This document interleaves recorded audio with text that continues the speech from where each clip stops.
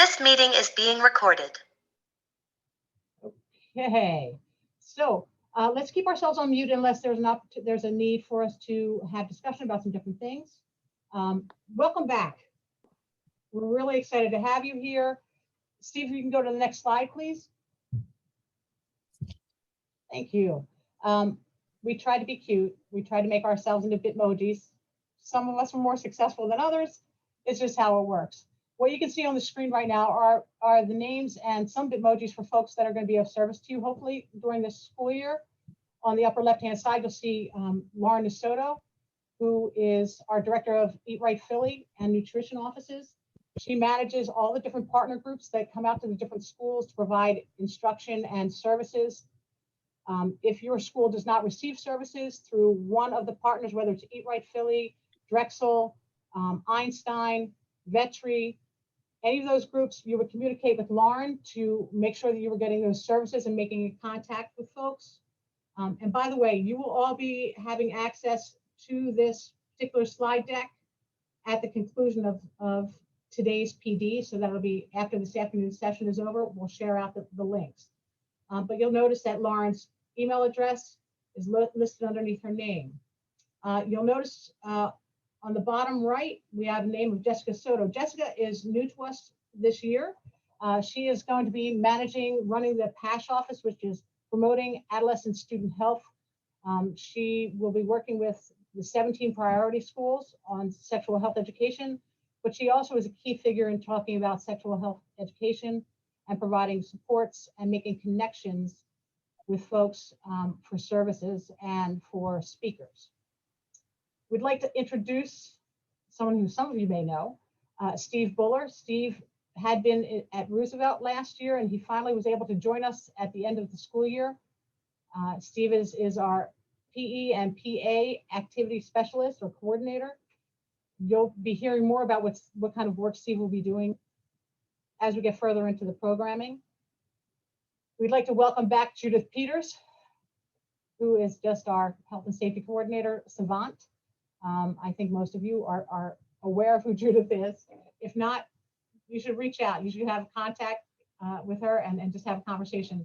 For those of you who don't know me, I'm Nancy Naowith. Yep, and that's it. Okay, Steve, we can go on to our next, please. There's been a lot of work that our schools have been doing, our different communities have been doing, that are focused on inclusiveness, equity, and diversity. We wanted to share with you what our belief system is from our space. And simply put, without me insulting anyone, we have three different buckets, not even buckets, three different tenets that we feel are really, really important. Of course, the first speaks to everybody having access to programming that's appropriate, that's rigorous, and that's high quality. And that begins with each of you. Because if we don't hold ourselves accountable for making sure that we're providing a high quality program, we can't, our kids aren't going to receive it, right? We want to make sure this second section in yellow, that every single student that walks into our environment, into our space, feels like they belong there, feels like they can be who they are, they can learn, they can ask questions, they can feel comfortable, they can feel like they have something to contribute into that learning environment and experience. And lastly, coming from our office, we think it's really important that we all regularly reevaluate our practices to make sure that we're giving our kids everything we possibly can that they need. I know that in the fire of a day, it's really difficult when you finished your school day, you're tired, to just sort of sit back and say, you know what, let me run through this in my head, how that class went. Or, what went well, what didn't go well. Because oftentimes the feeling is that you just want to get out of that space. And I get it completely. I appreciate that. But one of the most important things that helps us to provide for our students is to make sure we're evaluating. So what we want to take a look at, Steve, next slide, please, is what you believe. We want you to take a few moments in groups to look at what guides you, what helps you as you're planning, as you're teaching, as you're reviewing, what keeps you coming back every day. The way we're going to do that is we're going to go into groups. We're breaking you up into groups, and we have 180 folks here, so it's kind of exciting. We have a lot of groups. What you're going to see is, Steve, if you can go to the next slide, please. Oh, there we go. What you're going to see is a document where you get to record your beliefs based on your group's input. Again, you'll have access to all of this stuff at the conclusion, so that if you want to actually print something out for yourself or create your own document, you'll be able to do so. I'm going to drop into the chat the link for this particular document. You'll see that there are a number of slides that go all the way down. We're talking about a lot of slides. Your group number will be related to the slide number. So that's the slide you'll work on, okay? So anybody have any questions? If you have questions, please unmute and ask your question about the work we're going to do right now for a bit. Anyone? Nancy, someone says difficult to hear you. There's an echo on the end. The end of your work, your sentences are muffled. Thank you. Okay, I'll try to speak up a little bit more clearly. So one of the ways we can help to improve that too is to make sure that everybody else is muted unless you are actually speaking, and we can go from that point. Okay. I am Steve. I am Mike. I am, but I only have one microphone. But thank you though. I appreciate it. So let me just get our link here. We'll get started.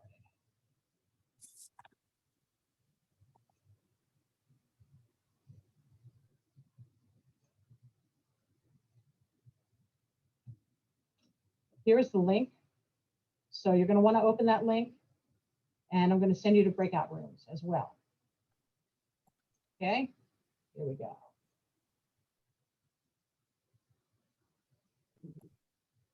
Excuse me, Nancy.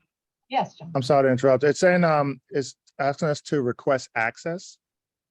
Oh, thank you. I'll go into it and find out why that is. That's interesting. Make sure you're logged into your Philadelphia or school district email. Okay, It thank you. should let you in. Yeah, I was about to say that if you might be logged into the Zoom with your school district email, but if you click on a Google Doc, it might go to your regular Gmail first. So just change access to your school district one, and you should be able to get there. Thank you, Todd. If we get clicked out trying to do this process, will we be able to get back into Zoom?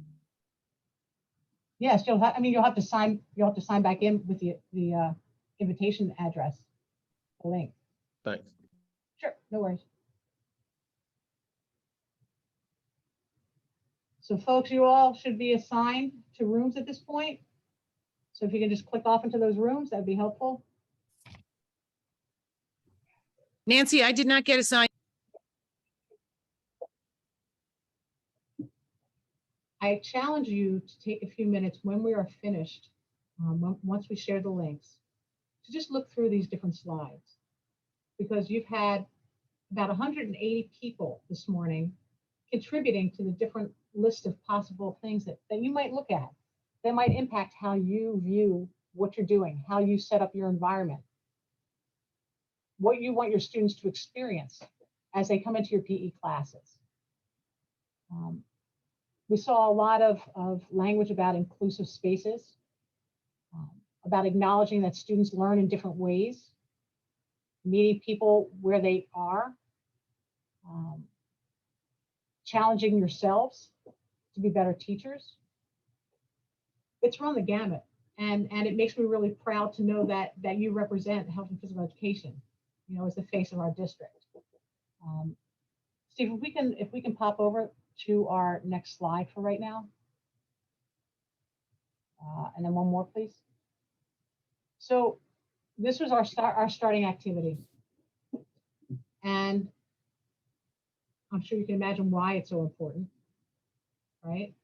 So thank you very much for the heartfelt responses. And again, when we share out the link, I encourage you to take a look at what's there.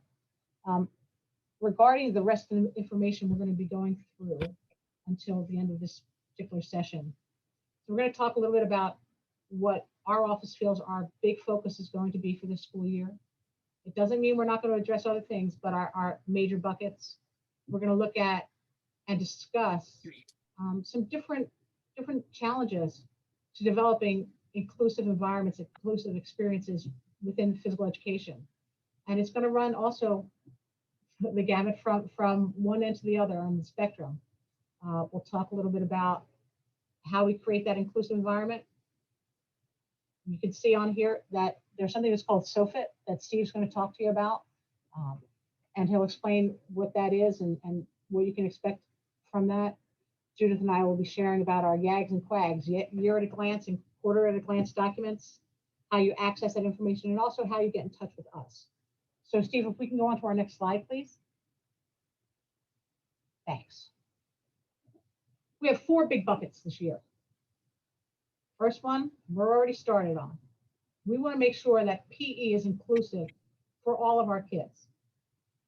We all know that when you're rostered your students, you will have a mix of students. Doesn't matter what grade level. You have students that have varying abilities, physically, emotionally, and mentally. And we have to figure out how we can make our content accessible to each of those kids. So that's going to be a big push for what we're doing. Right now, our office is working on creating a compendium or a guide, as it were, to help inform folks about how to work with some different groups and classifications of students that might have more challenges than others. As soon as that's tightened up, we'll share that out with you.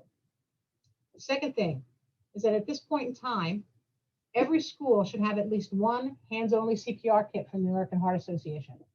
For those schools that didn't have any, and that's mostly it was younger schools or younger grades, we had over 100 kits sent out that should have arrived within the last week to your schools. And they should have been addressed to the health and physical education teacher.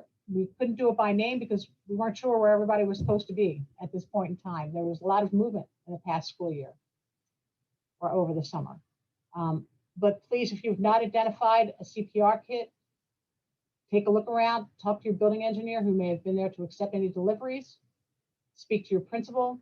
And if you find that there is no kit, please reach out to me through email and let me know so we can try to track that down. On September 16th, which is our next PD day, that's one of the days that works where half of the time is going to be allotted to school-based learning, I believe, and the other half is going to be allotted to central office stuff. There'll be 2 sessions. They're both going to be the same, and they are related to hands-only CPR training. You'll receive information about how to use the kits, how to teach to your students, but also how to teach it to your staff. We need to let principals know how important we are to our staff at each of our schools. And one of the ways we do that is by some of the things we can bring and turn around to the staff as a whole. I would ask you, once you've received your training, to reach out to your principal and say, hey, look, during one of our school-based PDs, can you schedule me in? Can you roster me in to provide training for hands-only CPR and have you train your staff on hands-only CPR? The more folks who are trained, the more folks who could take action, okay? Third bucket, we want to really make sure that we're upping our level of interactions and pushing of our kids to moderate and vigorous activity in PE classes. We want to kind of reduce the sit and talk, the chalk talk stuff. We have to get them moving. We have to get them moving fast, hard, make their heart rates go up. And another thing too, and this comes from my experiences most recently as a high school teacher. We need to really, really hammer out motor skills instruction in our lower grades. Some folks are really comfortable with teaching motor skills. Other folks, not so much. We want to make sure everybody has the tools they need so that they can make sure their kids have the skills that they can be physically active as they move through life. By the time they get to middle grades, they should be having small-sided games. By the time they get to high school, we should already have those motor skills really, really strongly embedded in their abilities so that they can start to look at life skills and life activities. Steve, if we can move on to our next, please.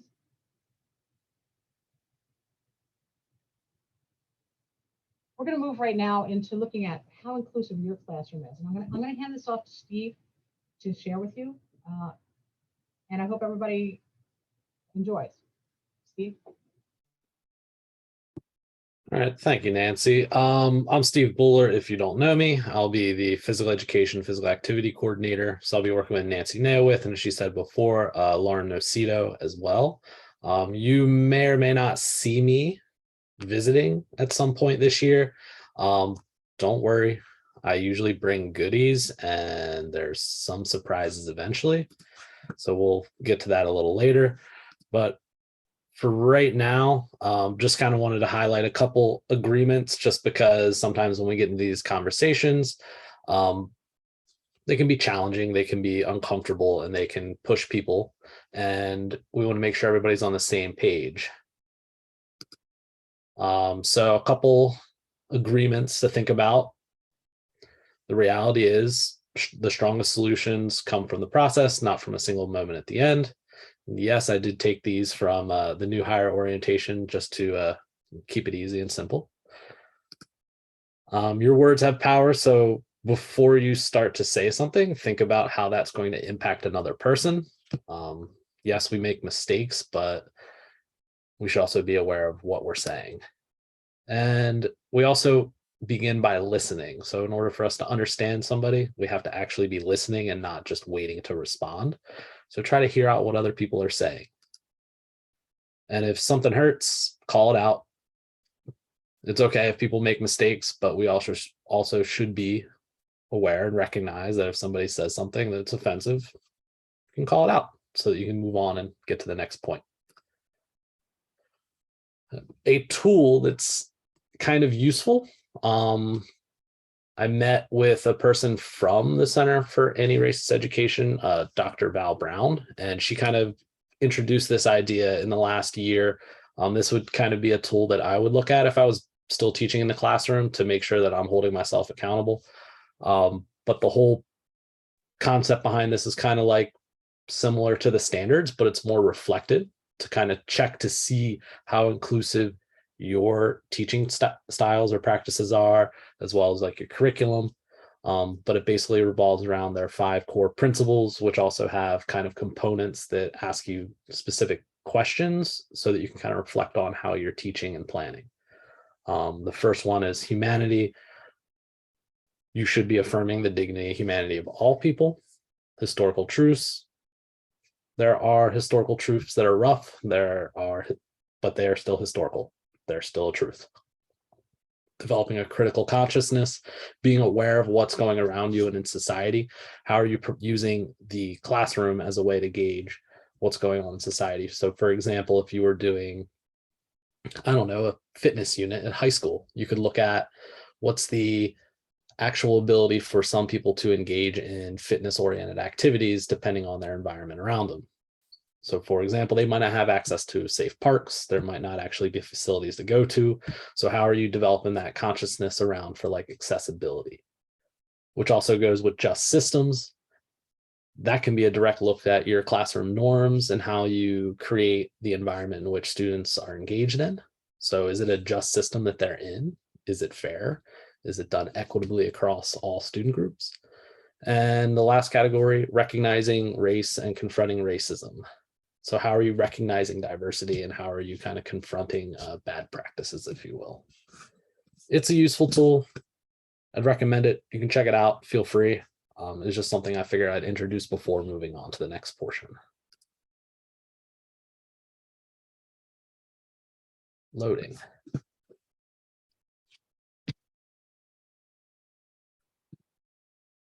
Apparently it froze.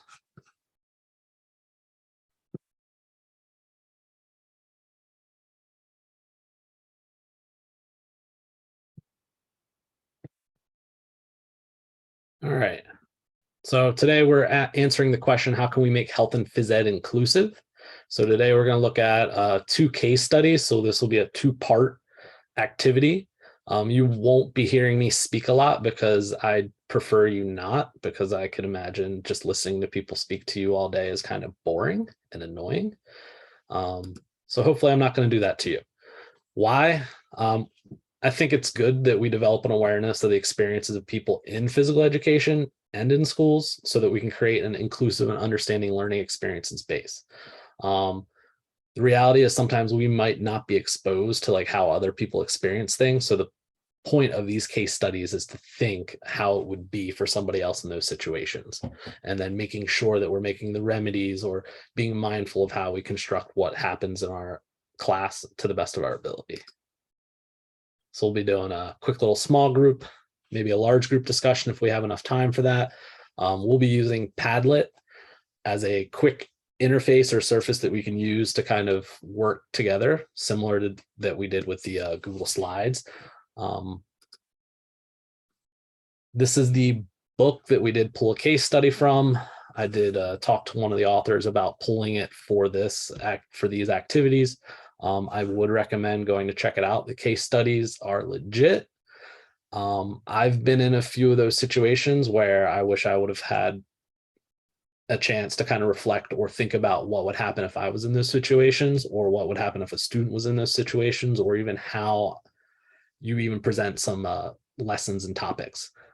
Sometimes it's unintentional, and we have to think about with intent, how are we not allowing those situations to occur again?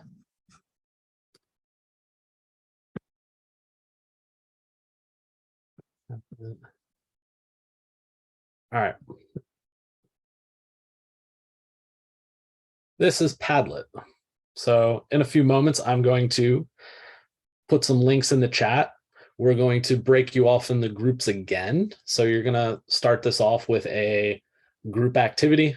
I would encourage you, if you would like to, which if you want to talk about kind of an activity to develop some inclusivity and create community, a simple activity is just asking like, what song represents your playlist for the week? That could be something that you could have shared with students. You could share yours, you can have them share. So it also helps you pick up on like what music students are listening to. Obviously be mindful, because depending on the music and platform that you're using, you don't want certain music to be played with not school appropriate language or topics. But that's just an example. Feel free to add, if you would like to add any. All you have to do is click the plus sign, and then you'll have the option of adding it on. But we're going to move on to the first case study, which is case study number 3 from the book Critical Race Studies in Phys Ed. I want to put the link in the chat. So this is the link to the first Padlet. I'd recommend everybody open that beforehand, before you get separated out into breakout rooms. But what you're going to do is, before you read the case study, discuss who in your group is going to fill one of the roles. So think about who could be the facilitator. That's just to keep the group on track and help guide through the activity, make sure you get through everything. Speaker responsible for sharing out to the entire group. So if we do ask a group to share, somebody that would be comfortable sharing, but also I'm not going to specifically pick every single group, because there's like 40 of us, or 40 groups. It's kind of crazy. Note and timekeeper, make sure somebody is engaged with Padlet. Everybody can be engaged, or one person can be engaged. That's totally up to you and how you want to respond. There are some choices in that. After you figure that first portion out, you're going to read the case study. It should take about 10 minutes. Once you open the link, which is right here, which is case study number 3, that'll open up a PDF doc, should open up right away. You can kind of read. When you're done with reading, go back. And then you're going to discuss the assigned questions. And there are questions at the end of the PDF. You don't have to answer those. We picked out a few questions and put them, in the Padlet already, so you can respond on there. If your group feels inclined to answer one of the questions on the PDF, feel free. But once again, we kind of picked some questions out already to kind of guide our discussion. Before we go out to breakout rooms, does anybody have any questions before we move?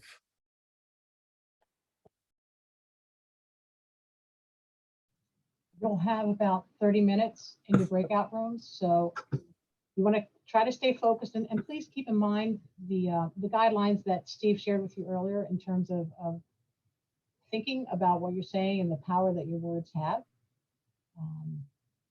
and being productive with your discussions. And just before we send you out, I did provide some definitions from different reliable resources that you could use to assist with some of the language or words used, and additional resources that you can directly use for class or use the help guide with instruction. The A to Z to social justice physical education covers pretty much all of the content area and ways that you could introduce concepts or topics.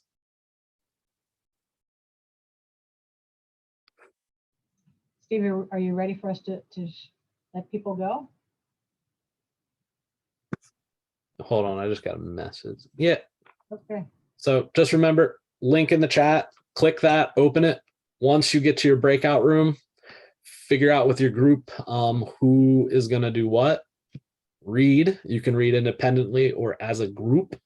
And then when you're done reading, respond on Padlet, if you will. And definitely have a conversation with your group about the questions. Happy learning.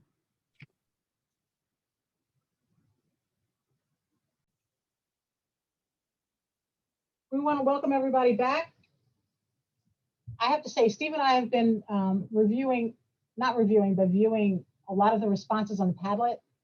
And I have to say, the thoughtfulness of the responses, it fills me up. It really does. I appreciate, and well, we all appreciate from our office, the level of engagement and the willingness to have hard conversations and to share thoughts and make ourselves vulnerable with the thoughts that we have. Some may be popular, some may not be. But having discussion is the first way that we can make any kind of change. Steve, you wanted to comment, I think, also?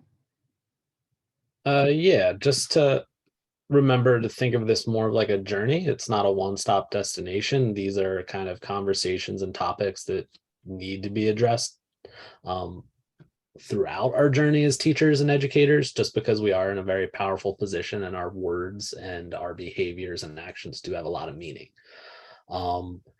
If you notice, if I started highlighting any of your comments green, those are just things that kind of stuck out to me. I'm very new to Padlet, but this is a district approved resource. I thought it was a great platform to provide a little bit of an anonymity or anonymous nature to it, because it is a tough topic and it is risky for some people more than others to kind of engage in this conversation. And some people might have to be more vulnerable or express things that might not be comfortable. It's part about kind of making things a little bit uncomfortable. I hope this was worthwhile for you, and I hope this was engaging and kind of provided the right avenue for having the discussion. It does suck that we are 180 people deep, but there's a beauty in that as well. I just wanted to thank you for engaging with it. So, we've looked at views related to race, and that definitely has implications for inclusion. We're going to shift gears a little bit and move our focus over to our students with special needs. We're going to do this in a similar way, but it's a different content. It's set up a little bit differently, but we're going to give you probably about, again, about, because we're done here at 11:15. We're going to give you probably about 20 minutes. And then Judith and I are going to share some other information with you as we come to a close. Steve, do you want to take it from there? Yeah, we're now moving to the second part, correct, Nancy? All right. And another thing to kind of keep in mind, the Padlet, that will be open. So if you want to use it as a resource or jump back to it, feel free to. I'm going to see if there's a way that I can create it so that you don't have to scroll through or rework or reorganize it later so that it's kind of a little bit more user friendly. But I'm a noob, as the kids say. All right, so the second one, which I'm going to share my screen real quick, we're going to use the same format. We'll probably cut a little bit of time just to make sure that we're respecting your time and meet the time frame for the PD, if you will. But very similar format. I think I just posted it in the chat. I did not. Here you go. So I would open this in the chat. We're going to do the same thing. We're going to shoot you back out into groups. Hopefully it's in that same group where you kind of have maybe developed that comfortability with working with others. And remember that this entire thing is about inclusion. And this little doc here is the great little reference point. And remember, inclusion is about including and accepting people for who they are and meeting people where they're at. That's just my quick little definition. So be mindful of how our practices do impact students of varying abilities and classifications. And now we're moving on to more of special needs or different special ed categories. So this conversation is still about inclusion, but now we're focusing on a different population of students. And Nancy kind of did mention that there was supposed to be a companion guide. We're still working on that. It'll basically just be a shortened version of the special education instructional guide, but with more of a focus on what we do in the gymnasium and in our spaces. Could you show us what the case study is on your screen? Yep. So the case study we're going to use is in this doc. So I'm going to put this link in as well. And this is a case study that follows a fabricated teacher. And I kind of we added some scenarios that might exist. So it's just to think about how different students with different categories, whether learning support, emotional supports, life skills, might require physical supports or speech and language or autistic support. It's basically asking a group of questions on like what you would do. We do have some provided resources to kind of kickstart that. These are some suggested inclusive education strategies, as well as a tool that you can use to kind of evaluate what happens during your class or lesson plans. So this is, once again, kind of a discussion. I know there are definitely some experts in the room that deal with a lot of inclusive physical education. I know there are definitely some unified schools in here, so they might be some experts to lean on. Steve, if we can change our access. Oh yeah, we forgot to switch that. It should now work. Okay. All right, I'm gonna ship everybody off. So you can have some time to get this stuff done, all right? There's that. You know, hopefully folks are recognizing that Padlet is something that's a little bit easier to interact with than you may have thought if you've not used it before. There are a lot of different ways to set them up. And again, we will share the links to the Padlets as well at the end of the day today after we've had our second session. But we're gonna continue moving forward at this point. We appreciate everybody's engagement and excitement in terms of and enthusiasm in terms of interacting and engaging. So we're going to bring this to Steve, if you don't mind sharing your screen again. Yeah, here we go. Steve's going to talk to you for a couple of minutes about something that's called the SOFIT. Oh, we have a, oh, yes. How can we support you? Email us, tell us what you need. If there are things that we can do, we will absolutely be there for you. There are some limits to what we're able to do because it's just a small office, but we'll do what we can to support you with your instructional needs. Stephen, we can go to our next Yep. slide. And SOFIT. So there will be some schools, which I'll have a quick little list after this, that I might be visiting and using SOFIT for a couple different reasons. But if I'm ever in your school and I'm using SOFIT, I just want to let you know now. It's just something that measures the moderate to vigorous physical activity of students in a fitness setting. And I'm going to emphasize fitness setting in that it's used to basically track data of what the students are doing to inform the teacher and observer of maybe some practices that could be adapted or changed. One of the things I want to highlight, SOFIT misses a variety of ways in which PE can be taught. So if I'm there and I'm doing SOFIT, don't worry. I know that it's not the best tool that reflects what goes on in the classroom. It's just a tool that I was asked to use for to measure some data. In the future, there'll actually be a different tool that I'll predominantly use. So if I do visit your school, once that tool gets approved, it looks at kind of everything that goes on, and it's just meant to provide feedback and support and reflection. So anything that you see me involved with, it is 100% for support. It's not used for anything other than making sure you can be the best teacher you can be. It's stuff that does not reflect anything about you as a teacher.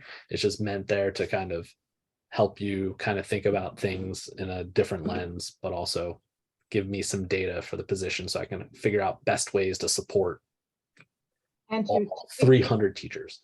Yeah. And to piggyback on what Steve's saying, anytime Steve, Judith, or I come in to visit with you, please know that we're not there as a rating official. We have nothing to do with that. We're there to try to support you, to try to help you get to do the best job. If there's something you want us to come out and look at and watch for you and give you feedback about, just reach out to us and say, hey, look, this is what I want you to come out and look for. If you just want us to come out and visit because you have a special activity or event, invite us. We like those things. We want to be supportive. We want to let you know that we're there for you. But if nothing else, please keep in mind, we are not your rating officers. That's not our job. Our job is completely as support, instructional support. Okay, so keep that in mind. If we are coming out, we're going to try to give you a heads up in advance. Our visits typically are not going to be that long. So it's not like we're going to be out there all day long. Unless you have, again, a special event and you want us to come out and see what's going on, that could be fun. But yeah, just keep that part in mind. Yep. Steve, you want to go on to our next slide? Yeah. So quickly, if you want to scan, if you're on one of these listed schools, which is a specific program with Eat Right Philly, email me. I'm going to pick 3 people that email me at any point today. If you email me tomorrow, it doesn't count, but I'll still count it. Just try to email me if you're any one of these schools. Some of you already know are on the list. I just kind of have to collect some emails to share with Eat Right Philly. That's all. And in addition, just to be mindful, like, I know it's going to be weird because I don't know. Some people think I'm younger. Some people think I'm older, but I've taught in Philly for the last 7 years. I taught in South Philly at Alden Reed High School and over at Theodore Roosevelt. So I do have kind of like the whole K to 12 Philly experience and worked in the South Bronx. So if I'm coming in, I do have some experience, but I also understand that every school is different and every teacher does connect with their students differently. So I'm there to support you. If you have a question, here's my info, and then I'm going to swing it back to Nancy. All righty, we'll go to our next slide. I actually dropped Steve's email address into the chat. So if you happen to be on that list of schools, you'll have access to that information. So I'm sure you have at this point in time heard about the AGs and the QUAGs. What are they? Year at a glance documents, quarter at a glance documents for both health ed and physical education. I want to spend a few minutes just talking about what they are, where you can find them. Do you have to use them? Let me just answer that question. The answer is yes, to differing degrees. The YAGs and QUAGs were created based on our national standards for both health and physical education. We want to make sure that when we are offering our traditional health and physical education classes, we are covering the content that should be represented in our regular foundational classes. If you are in a high school and you have electives, that's something separate. But if you have just the general education, health or PE classes, you want to make sure that you're covering all the materials that are identified in the YAGs and the QUAGs. We'll talk in a moment about modifications. And why do we need it? Because we want our students to have experience with all of our content. We can't just leave them to go ask somebody a question on the side, somebody who doesn't have any information, and they just have to sort of guess whether or not that's a quality response or a place to get information. Steve, if you can switch to the next, please, for a moment. The next slide. Thank you. So we have a couple of things up here. If you look on the upper left, we have easy links. Those will take you to the different year at a glance documents. They're also located, these links are located in several different places, but this is one of the easiest ways to find them. You have your K-12, I'm sorry, yeah, K-12 information there. These will take you to the Office of Curriculum and Instruction's instructional page. When you click on that, on any of those links, they'll also lead you to where you can find the QUAGs as well, the quarters at a glance. You'll notice that there's a yearly plan and a weekly plan here. I took these from our colleague Erica Pascalia at Patterson. She was very kind to allow me to do so. Erica and I had a conversation about, can we modify the YAGs and the QUAGs? And the answer to that is yes, you can, but you need to make sure that you're planning things out so that you cover all that material, cover all of those things that you need to teach.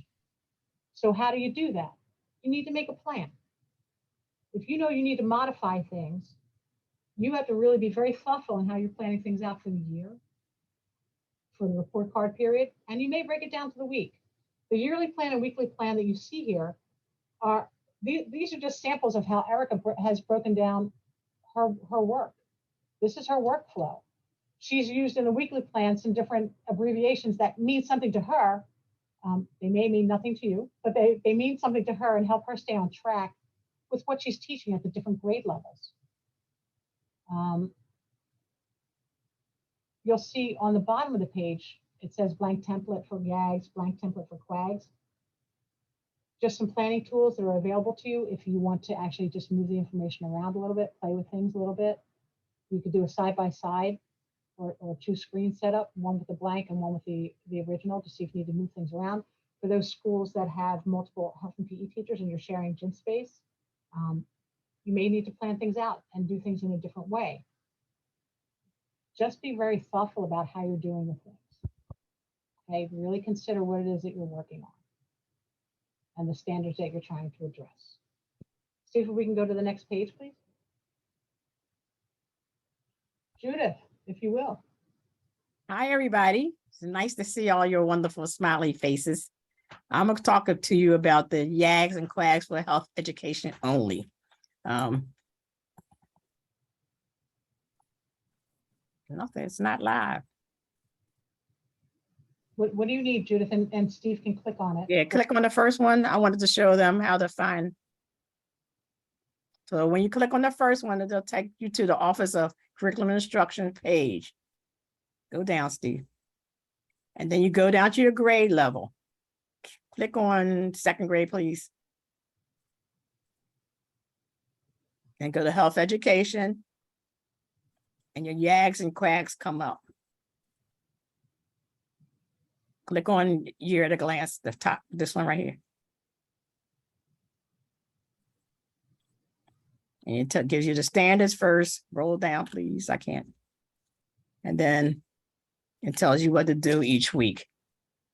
For those of you who have block scheduling in any grade, you might have to combine some lessons because you're going to need to have more things to do than somebody who only sees a class once a week for 45 minutes.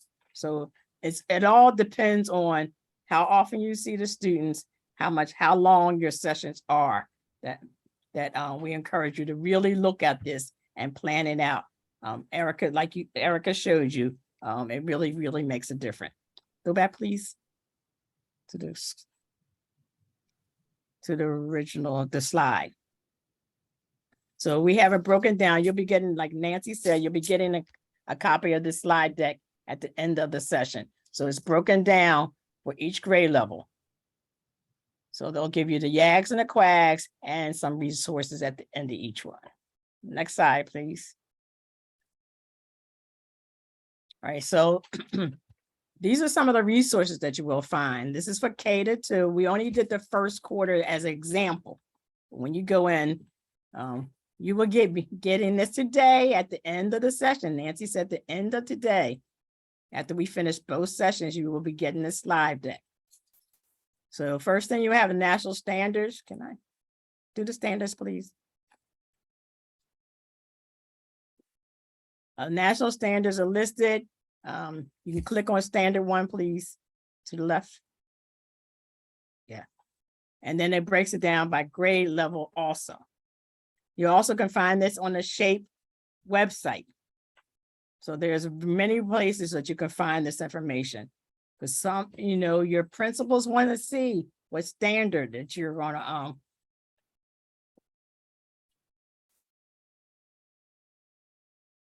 and go down right there.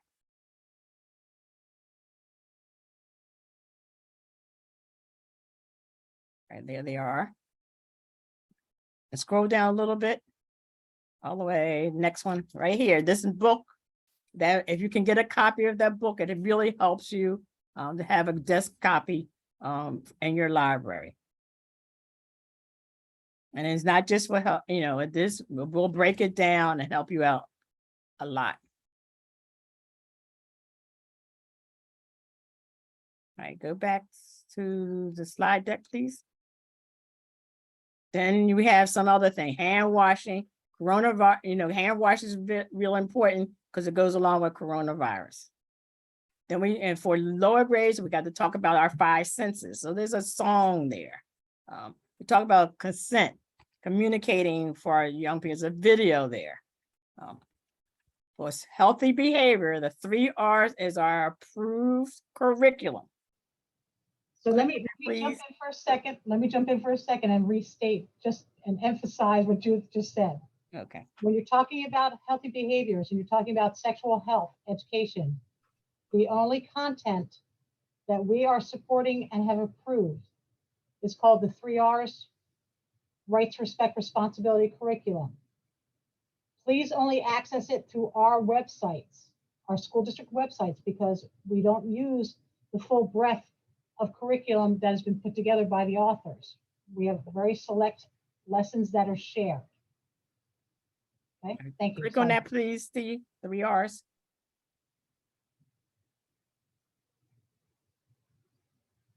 So it goes to the school district site and it has broken it down. And as you scroll down, you'll see what the topics are by grade. The kindergarten, 1st grade. Scroll down. I can't. So it gives you everything you need. There's a teacher's toolkit, everything. So please be mindful that we have given you everything.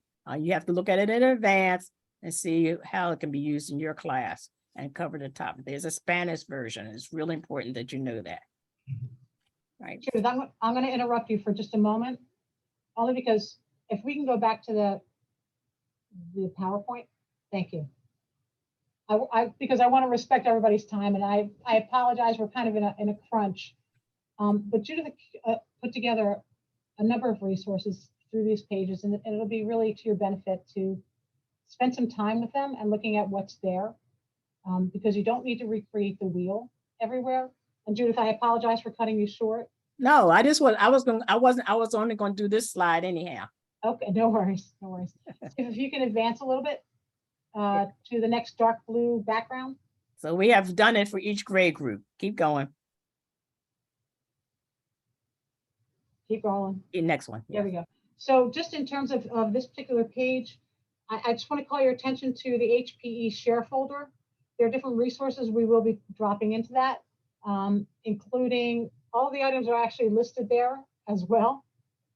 The standards are there. You can print them out. They are in color, something you can post in your classroom to help decorate your room. If we can go to our next one, Steve.